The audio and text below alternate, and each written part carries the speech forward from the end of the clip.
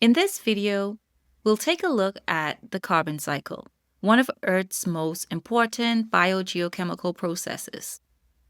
We'll explore how carbon moves through the atmosphere, biosphere, hydrosphere, and geosphere, and how human activities are impacting this delicate balance.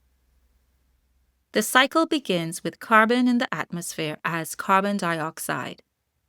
Plants absorb carbon dioxide during photosynthesis, using sunlight to convert it into glucose, a form of stored energy. This process not only provides food for plants, but also releases oxygen into the atmosphere, which is essential for life. Next, the carbon moves into the biosphere, where it is passed through the food chain. Herbivores consume plants and incorporate the carbon into their bodies. Carnivores then consume herbivores, transferring the carbon further up the food chain. When organisms respire, they return carbon dioxide to the atmosphere as a byproduct of cellular respiration. When plants and animals die, decomposers like bacteria and fungi break them down, releasing carbon back into the soil as organic matter.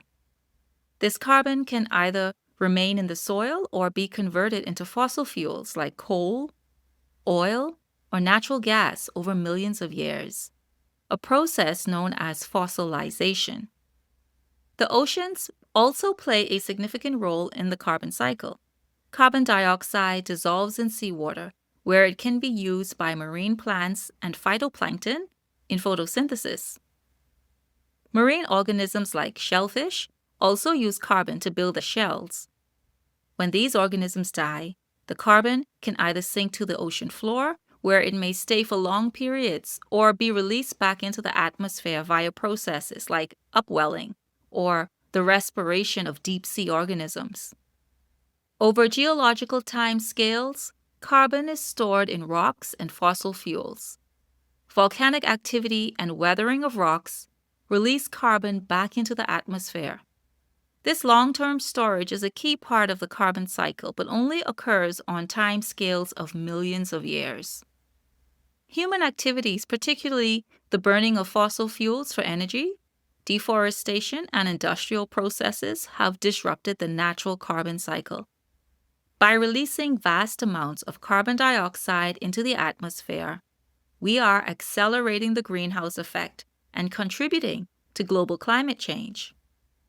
This shift in the carbon cycle can lead to rising temperatures, altered ecosystems, and other environmental impacts. The carbon cycle is a dynamic, interconnected system that sustains life on Earth. By understanding how carbon moves through the planet's spheres and how humans influence this process, we can better appreciate the importance of managing our carbon emissions and ensuring the balance of our global ecosystem. Thanks for watching, and stay tuned for more videos on environmental science.